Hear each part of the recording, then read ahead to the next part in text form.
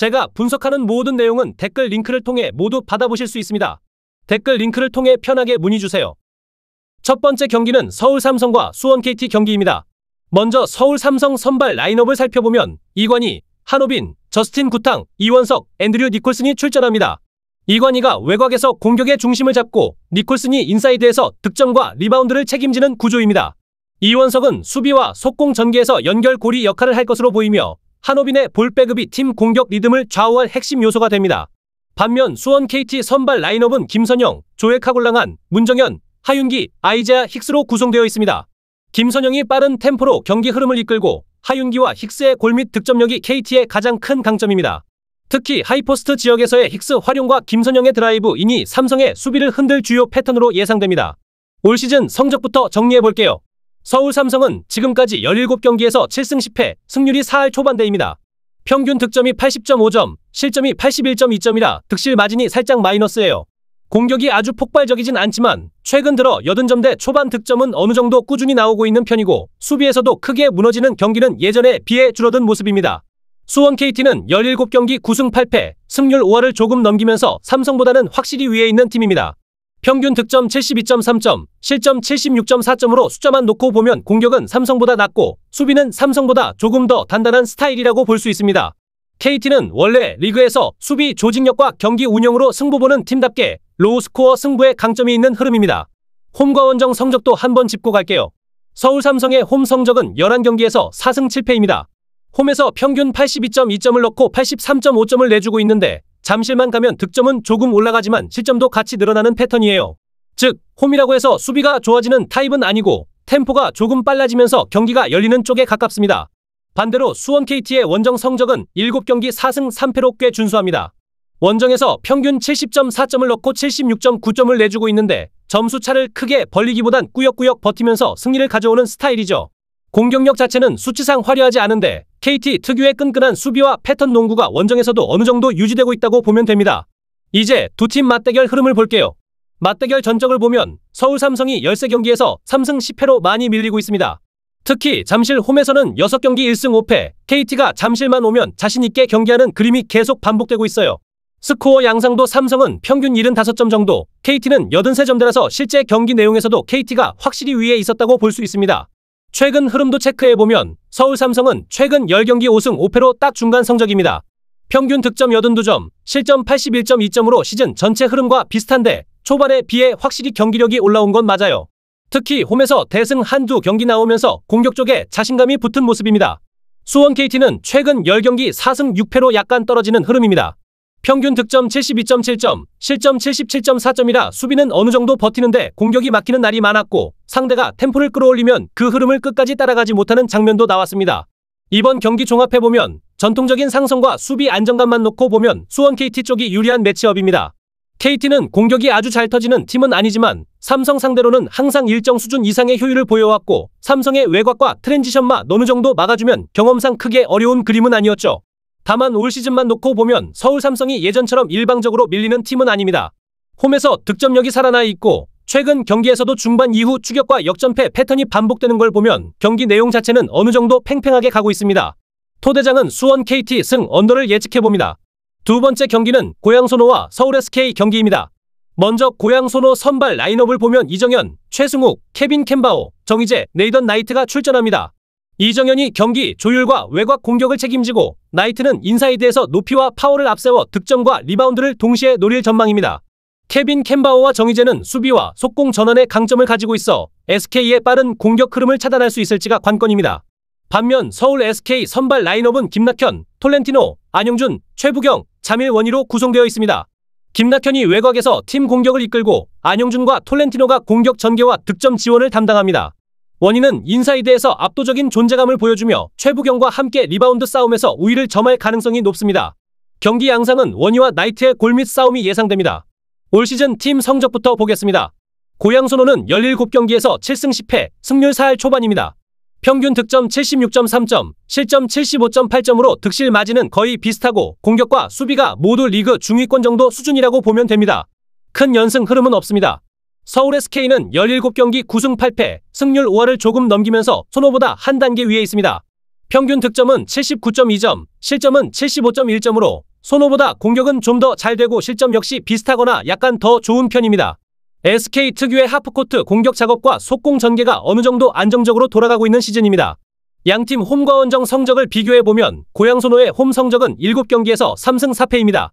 홈에서 평균 75점, 실점 74.7점을 기록 중인데 고양 체육관에서는 경기 템포를 크게 끌어올리기보다는 자신들 리듬대로 묵직하게 가져가는 스타일입니다. 반대로 서울 SK의 원정 성적은 9경기 4승 5패입니다. 원정에서 평균 78.2점을 넣고 76.9점을 내주고 있는데 완벽하게 압도적인 수치까지는 아니지만 원정이라고 해서 크게 흔들리는 팀도 아닙니다.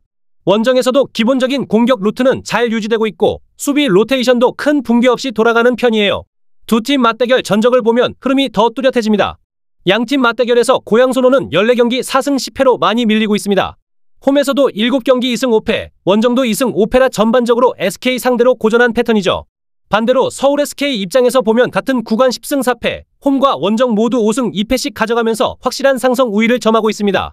스코어도 SK가 평균 80점 안팎, 손호는 70점대 초반 중반에 머무는 경기가 많아서 공격력에서 차이가 꾸준히 드러난 매치업이라고 볼 수 있어요. 최근 경기 흐름도 같이 볼게요. 고양 손호는 최근 10경기 5승 5패, 딱 5할입니다. 평균 득점 79.9점, 실점 75.4점으로 시즌 전체 수치보다 득점이 올라와 있고 몇 경기에서 공격이 꽤 잘 터졌습니다. 특히 KT, KCC 등 상위권 팀 상대로도 좋은 모습을 보여주면서 전력 자체는 살아난 느낌이에요. 서울 SK는 최근 10경기 7승 3패로 흐름이 상당히 좋습니다. 평균 득점 79.9점, 실점 76.0점으로 손호와 득점은 비슷하지만 승부처에서 마무리를 확실히 해주는 힘이 차이를 만들고 있습니다. 이번 경기 종합해보면 고양 손호는 홈 이점이 있고 최근 득점력이 올라와 있어서 그냥 가볍게 볼 경기는 아닙니다. 외곽이 잘 터지는 날에는 SK 수비도 충분히 흔들 수 있습니다. 다만 시즌 전체 전력, 최근 새 시즌 누적 성적 그리고 맞대결 상성을 다 합쳐놓으면 아직까지는 서울 SK 쪽이 한 수 위라고 보는 게 더 자연스러워요. 특히 SK는 최근 10경기에서 7승을 가져가는 동안 수비가 크게 무너진 경기보다 자신들 템포로 경기를 통제한 날이 더 많았고 손호 상대로는 이미 여러 번의 승리 패턴을 경험한 팀입니다. 토대장은 오버를 예측해봅니다. 마지막 경기는 여자 프로농구 우리은행과 하나은행 경기입니다. 먼저 우리은행 선발 라인업을 보면 나남이, 이민지, 변하정, 이명관, 김단비가 출전합니다. 김단비가 공격의 중심을 잡고 나남이와 변하정이 외곽에서 득점을 지원하는 형태입니다.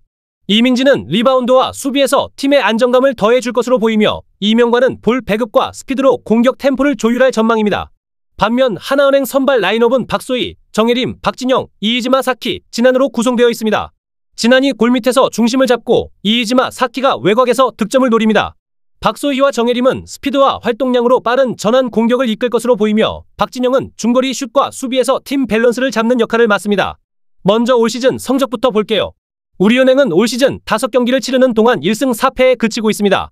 평균 득점 54.8점, 실점 60.6점으로 예전 우리은행의 위상을 생각하면 상당히 아쉬운 스타트죠. 공격에서 득점 생산이 잘 안되고 특히 외곽과 인사이드를 오가는 밸런스가 아직 완전히 맞지 않은 느낌입니다. 반대로 하나은행은 같은 5경기에서 4승 1패, 평균 득점 66.2점, 실점 58.2점으로 공격과 수비 두 부분 모두에서 우리은행보다 앞서 있는 모습입니다. 득점 자체도 60점 중후반까지 안정적으로 올라오고 있고 수비에서도 상대를 50점대 후반 정도로 묶어주는 경기가 많아서 리그 초반 흐름만 놓고 보면 완전히 상승세인 팀입니다. 홈과 원정 성적을 나눠보면 우리은행은 홈에서 3경기 1승 2패, 평균 54.7득점, 56.0실점입니다. 아산에서 열리는 경기들이라 홈 이점이 분명 있지만 올 시즌 초반에는 그 이점을 크게 살리고 있진 못합니다. 득점이 50점대 중반에 머무르다 보니 수비가 조금만 흔들려도 경기가 어려워지는 패턴이 자주 나오고 있어요. 하나은행은 원정에서 3경기 2승 1패, 평균 68.3득점, 65.7실점입니다. 원정에서도 60점 후반 득점을 올려주고 있다는 게 포인트고 템포를 자신 있게 끌어올리면서도 어느 정도 수비 조직력을 유지하고 있습니다.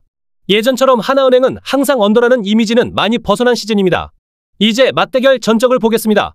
양팀 맞대결에서 우리은행이 13경기 11승 2패로 크게 앞서 있습니다. 아주 장기적인 상성만 놓고 보면 여전히 우리은행이 절대 강자였던 맞대결이죠.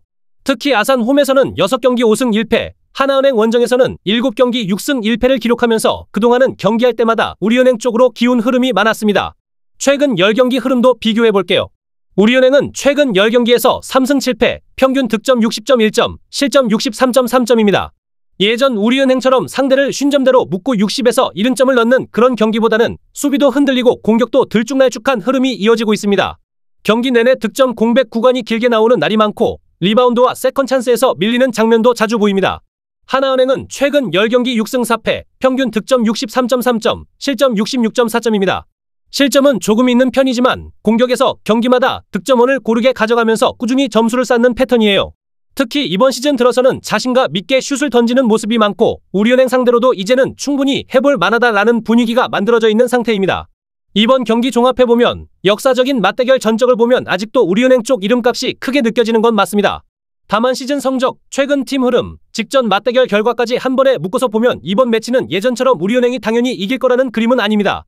오히려 현재 전력과 폼만 놓고 보면 하나은행 쪽이 한 발 앞서 있다고 보는 게 더 현실적인 판단입니다. 우리은행이 이 경기를 잡으려면 우선 실점부터 줄여야 합니다. 50점대 중반 득점으로도 승리를 가져오려면 상대를 50점 초반에서 막아야 하는데 지금 수비 완성도로 그게 가능할지는 의문입니다. 반대로 하나은행은 평소 하던 대로 다득점을 노리면서 외곽과 속공을 적극적으로 가져가면 경기 흐름을 자신들 쪽으로 끌고 갈 수 있는 매치업입니다. 토대장은 언더를 예측해봅니다. 배구 첫 번째 경기는 한국전력과 OK저축은행 경기입니다. 먼저 이번 시즌 전체 성적부터 보겠습니다.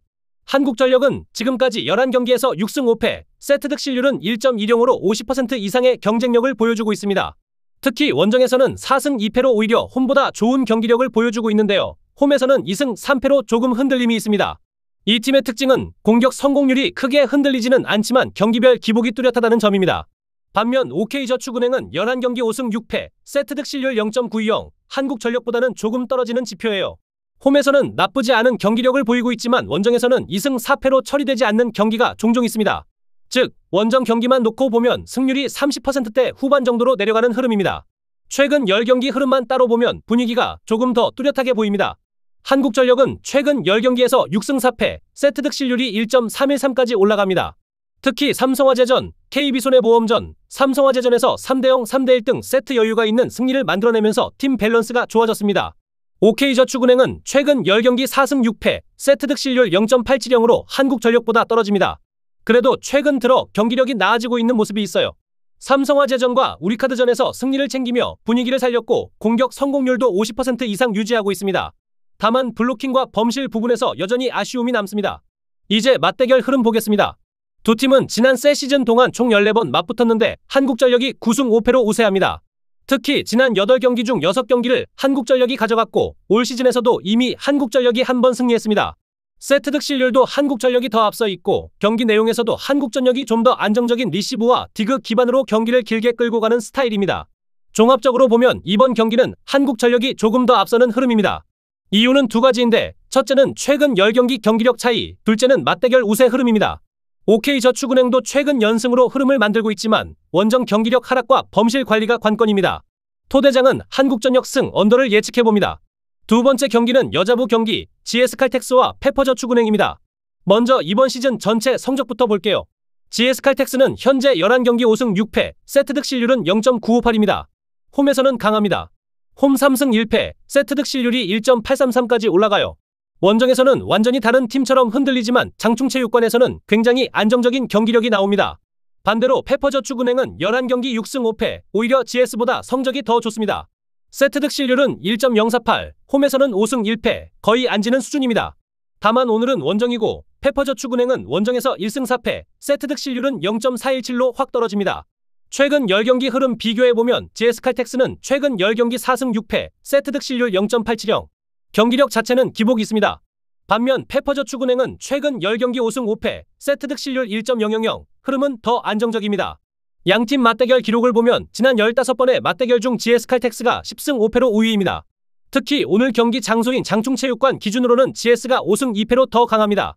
이번 경기는 단순 기록만 보면 페퍼저축은행이 더 좋아 보입니다. 하지만 오늘은 장충, GS의 홈 경기입니다. 그리고 원정에서 페퍼는 확실히 흔들립니다. 토대장은 예상하는 승리팀은 댓글을 확인해주세요. 여기까지 오늘 분석을 모두 마쳤습니다. 구독과 좋아요 잊지 마시고 내일도 더 정확한 분석으로 돌아오겠습니다. 감사합니다.